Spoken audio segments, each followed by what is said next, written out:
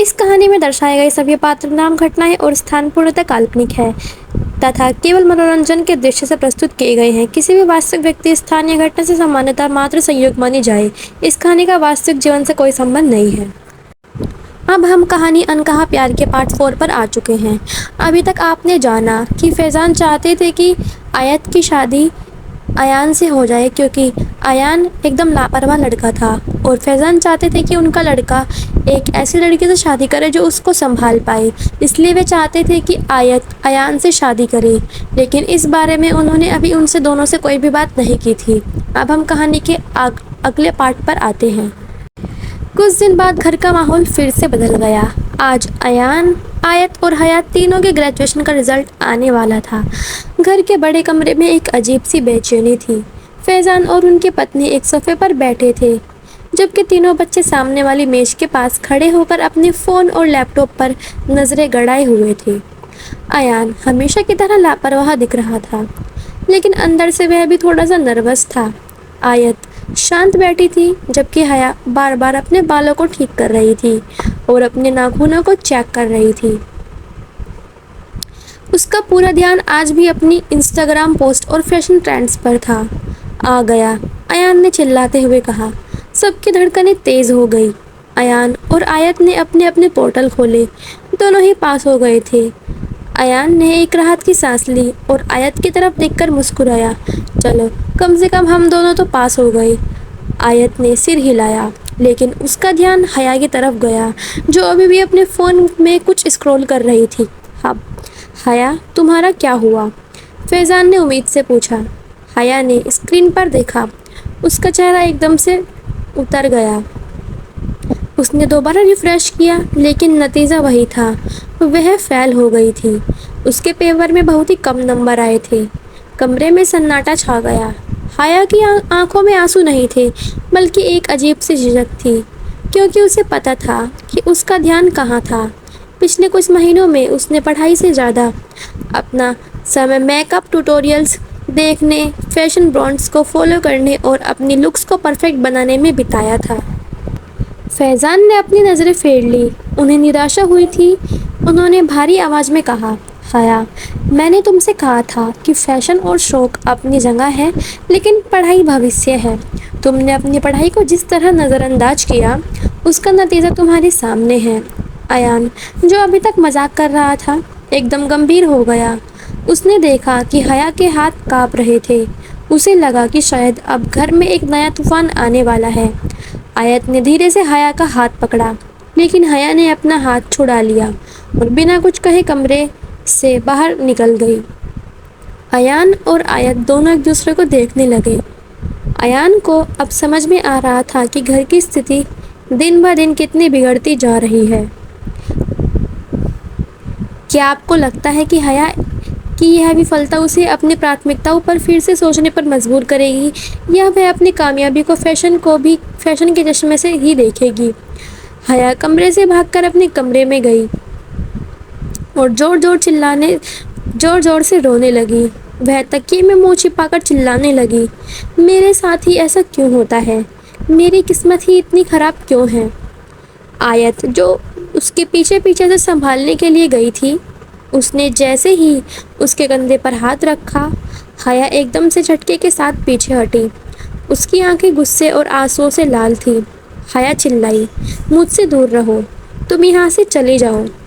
आयत, तुम्हारी वजह से ही मेरा सारा ध्यान भटकता है। तुम हर वक्त घर में कलेश करती हो, अब्बू अम्मी को उलझाए रखती हो, और तुम्हारी इन्हीं झगड़ों और तनाव की वजह से मैं अपनी पढ़ाई पर ध्यान नहीं लगा पाई। सब तुम्हारी गलती है। आयत एक पल के लिए सन्न रह गई। उसे उम्मीद ही नहीं थी कि हया अपनी नाकामयाबी का सारा ठीकरा उसके सिर फोड़ देगी। वह कुछ कहना चाहती थी, लेकिन शब्द उसके गले में ही अटक गए।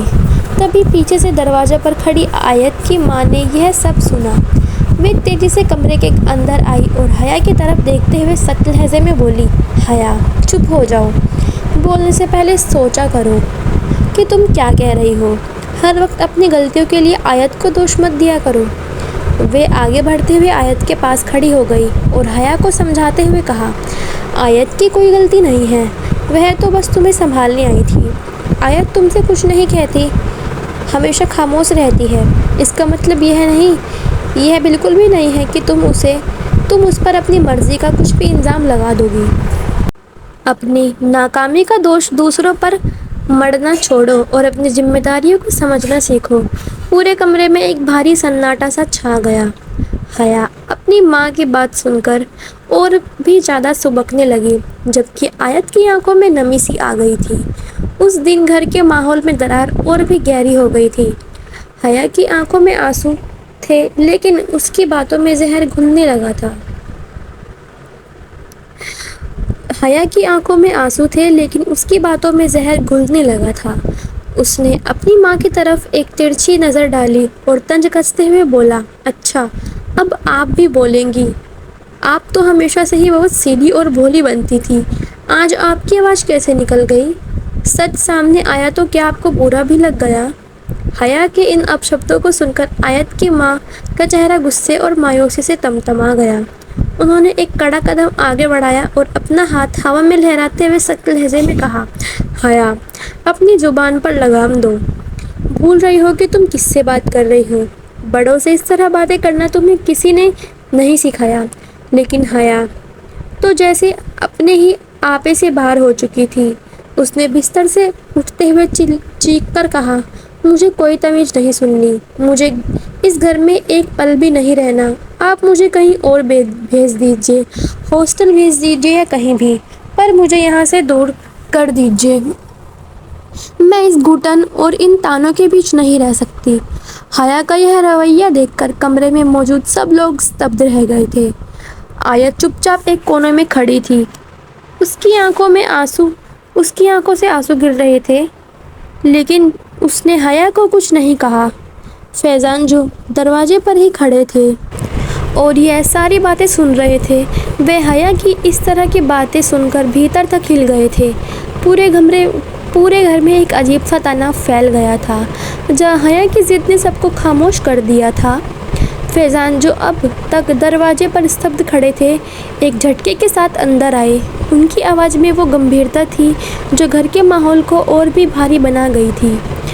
تو تمہیں اس گھر میں نہیں رہنا ہے حیا؟ فیضان نے بہت شانت اور لیکن سخت لہجے میں پوچھا۔ حیا جو ابھی بھی غصے میں اپنی باتیں کہہ چکی تھی، فیضان کو اچانک دیکھ کر ایک پل کے لیے سہم گئی۔ اس نے ڈبڈبائی آنکھوں سے فیضان کی طرف دیکھا پر اپنی ضد پر قائم رہی، اور اس نے زور سے سر ہلاتے ہوئے کہا، جی ابو مجھے یہاں نہیں رہنا، سب بس مجھے ہی غلط سمجھتے ہیں، میرا کوئی یہاں ساتھ نہیں دیتا، تو بہتر ہے کہ میں چلی جاؤں۔ فیضان نے گہری سانس لی لیکن حیا کی طرف دیکھا اور پھر آیت کی ماں کی طرف جو ابھی بھی حیا کی بدتمیزی سے کانپ رہی تھی۔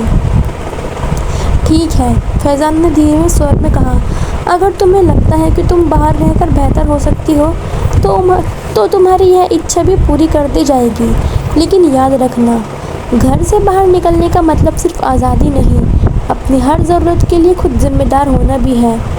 آیت کی ماں بیچ میں بول پڑی، فیضان آپ یہ کیا کہہ رہے ہیں؟ غصے میں کہی گئی بات پر اتنا بڑا فیصلہ نہیں لینا چاہیے۔ فیضان نے ہاتھ اٹھا کر انہیں روکا اور بولے، یہ غصے کی بات نہیں ہے، حیا کو لگتا ہے کہ ہم یہاں اسے پریشان کر رہے ہیں، تو اسے کچھ سمے باہر رہ کر حقیقت کا اندازہ ہو جانا چاہیے۔ پورے کمرے میں سناٹا پسر گیا۔ ایان جو ابھی تک باہر سے یہ سب سن رہا تھا، وہ بھی چوکھٹ پر آ کر رک گیا۔ اس کے چہرے پر اب مذاق نہیں تھا بلکہ ایک عجیب سی حیرانی تھی۔ حیا کو بھی امید نہیں تھی کہ بات اتنی گمبھیر ہو جائے گی۔ اس نے جو چنوتی دی تھی اب وہ اسی کی گلے کی ہڈی بن گئی تھی۔ آیت نے ایک نظر حیا پر ڈالی، اس کی آنکھوں میں غصہ نہیں بلکہ ایک عجیب سی فکر تھی۔ اس نے دھیرے سے حیا کا ہاتھ پکڑنے کی کوشش کی لیکن حیا نے جھٹکے سے اپنا ہاتھ پیچھے کھینچ لیا اور اپنے کمرے کے دوسرے کونے میں جا بیٹھی۔ فیضان کمرے سے باہر نکلتے ہوئے بولے، کل صبح بات کرتے ہیں، آج سب اپنے اپنے کمرے میں رہو۔ کمرے میں اب صرف سسکیوں کی آواز گونج رہی تھی اور گھر کے رشتے کی ڈور پہلے سے کہیں زیادہ الجھ چکی تھی۔